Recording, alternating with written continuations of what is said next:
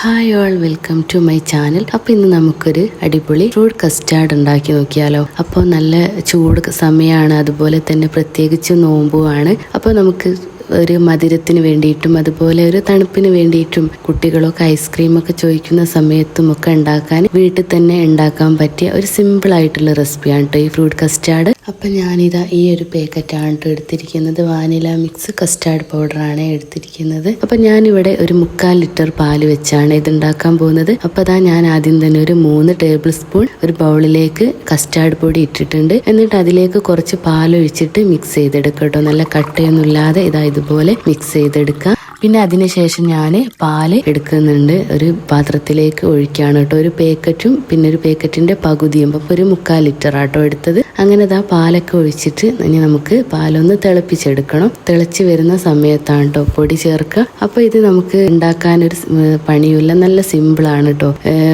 Custard പൗഡറിന് വലിയ വിലയൊന്നുമില്ലല്ലോ, ഒരു 40 രൂപ എങ്ങാനുള്ളൂ പാക്കറ്റിന്. പിന്നെ ഫ്രൂട്ട്സ് ഒക്കെ നമ്മളെ നോമ്പൊക്കെ ആയതുകൊണ്ട് നമ്മളെ വീട്ടിലൊക്കെ എപ്പോഴും ഉണ്ടാവുമല്ലോ. അപ്പോൾ നമ്മളെ കയ്യിലുള്ള ഫ്രൂട്ട്സ് ഒക്കെ വെച്ചിട്ട് ഉണ്ടാക്കാം കേട്ടോ. അങ്ങനെ പാല് ഒന്ന് തിളപ്പിച്ചെടുക്കുക. ഏകദേശം പാല് തിളച്ച് വരുന്ന സമയത്ത് നമുക്ക് മിക്സ് ആക്കി വെച്ചിട്ടുള്ള കസ്റ്റാർഡില്ലേ, കസ്റ്റാർഡ് പൗഡർ പാല് മിക്സ് ആക്കി വെച്ചത് ഇതിലേക്ക് ഒഴിച്ച് കൊടുക്കട്ടോ. എന്നിട്ട് നന്നായിട്ടൊന്ന് മിക്സ് ചെയ്തെടുക്കുക. ഈ സമയത്ത് കൈ എടുക്കാതെ ഇളക്കണം, അല്ലെങ്കിൽ അടിക്ക് പിടിക്കും കേട്ടോ. ഒരു 5-10 മിനിറ്റ് ചെറിയ തീയിലിങ്ങനെ ഇളക്കിക്കൊണ്ട് നിൽക്കണം കേട്ടോ. അപ്പൊ ഏകദേശം ഒന്ന് കുറുകി വരുമ്പോഴാണ് കേട്ടോ ഇതിന്റെ പാകാവുക. ചൂട് പൊടി വേണമെന്നുണ്ടെങ്കിൽ ആ സമയത്ത് നമുക്ക് കുറച്ചുകൂടി കലക്കിയിട്ട് അതിലേക്ക് ഒഴിച്ച് കൊടുക്കാം. ഞാൻ കുറച്ചും കൂടെ പൊടി എടുത്തിട്ട് അതിലേക്ക് ഒഴിച്ചിട്ടുണ്ട്. അങ്ങനെ ഇത് കുറച്ച് സമയം ഇളക്കിയിട്ട് ഒന്ന് കുറുകി വരണം, അപ്പോഴാട്ടോ ഇത് പാകാവുക. അപ്പൊ ആ സമയം നമുക്ക് ഇതിലേക്ക് ആവശ്യത്തിനുള്ള മധുരം ചേർത്ത് കൊടുക്കാം. ഞാനൊരു 3 കയ്യില് പഞ്ചസാര എടുത്തിട്ടുണ്ട്. മധുരം നമ്മളെ ഇഷ്ടത്തിന് ഇടാം കേട്ടോ. മധുരം കൂടുതൽ വേണമെങ്കിൽ കൂടുതൽ ഇടാം, കുറച്ച് വേണേൽ കുറച്ചിടാം. കുറച്ചൊരു മധുരം ഉണ്ടായാലേ ഫ്രൂട്ട്സ് ഒക്കെ ഇടുമ്പോൾ അത് കഴിക്കാനൊരു ടേസ്റ്റ് ഉണ്ടാവും. അപ്പൊ അത്യാവശ്യത്തിന് മധുരം ഇടണം. അപ്പൊ ഏകദേശം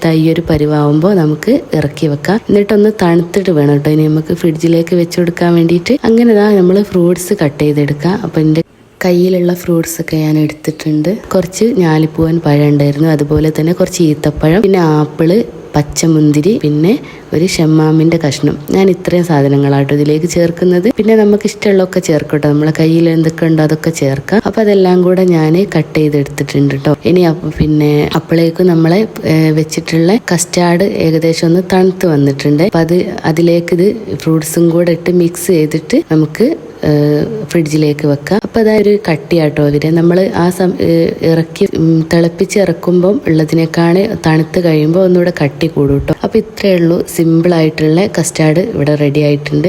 ബാക്കി ഫ്രൂട്ട്സുകളെല്ലാം മിക്സ് ചെയ്ത് കുറച്ച് സമയം ഫ്രിഡ്ജിൽ വെച്ച് എടുക്കുമ്പോൾ ഒന്ന് തണുത്തതിന് ശേഷം ആട്ടോ ടേസ്റ്റ് ഉണ്ടാവുക. അപ്പൊ എല്ലാവരും ഒന്ന് ട്രൈ ചെയ്ത് നോക്കണം. നല്ല സിമ്പിൾ ആയിട്ടുള്ള റെസിപ്പിയാണ്. നമ്മളെ കയ്യിലുള്ള ഫ്രൂട്ട്സ് ഒക്കെ ഇതിലേക്ക്. എൻ്റെ കയ്യിൽ അനാറില്ലായിരുന്നു കേട്ടോ, അനാറും കൂടെ ഇട്ടാലേ ഇതൊരു പൂർണ്ണമാവുള്ളൂ. അതെൻ്റെ കയ്യിലില്ലായിരുന്നു, അപ്പോൾ അതിട്ടിട്ടില്ല. അപ്പോൾ എല്ലാവരും ഒന്ന് ട്രൈ ചെയ്ത് നോക്കുക, ഫീഡ്ബാക്ക് അറിയിക്കുക. പിന്നെ ഇഷ്ടമായാൽ ലൈക്ക് ചെയ്യാനും കമൻറ്റ് ചെയ്യാനും അതുപോലെ തന്നെ സബ്സ്ക്രൈബ് ചെയ്യാനും മറക്കരുത് കേട്ടോ.